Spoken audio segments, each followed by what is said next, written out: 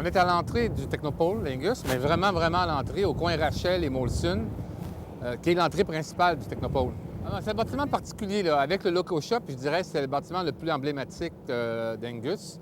C'était un gros défi, faire ce bâtiment-là. Il n'y avait pas de recherche et développement dans l'Est de Montréal.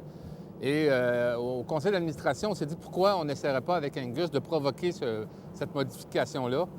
Et je me rappelle, on a eu beaucoup de rencontres, Léopold Beaulieu, Bernard Coupal, Bernard Lamarre, Louis Roquet et Philippe Lamarre, que j'ai connu dans le cadre de ce projet. Et on s'est lancé en se disant, on va le provoquer, le changement. Et je me rappelle là, les discussions, parce qu'on prenait un gros risque.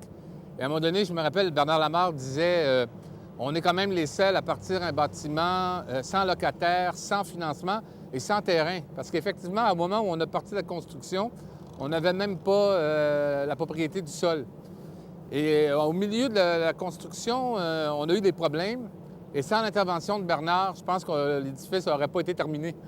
Alors, c'est vraiment là, un projet très audacieux qu'on a fait et qui a réussi parce qu'aujourd'hui, on a 200-250 chercheurs qui viennent ici faire de la recherche de haut niveau. Oui, puis il y a encore des défis, parce que le monde de la biotechnologie n'est pas un monde stable, il y a toujours des problèmes de financement et tout. Donc, il va falloir continuer. C'est pas comme un bâtiment ordinaire où tu fais tes locations, puis ça se termine. Il faut continuer à développer. Et peut-être pour se donner un petit oomph et en même temps pour rendre hommage à un des grands artisans du Technopôle Lingus, on a décidé de le rebaptiser l'édifice Bernard Lamarre.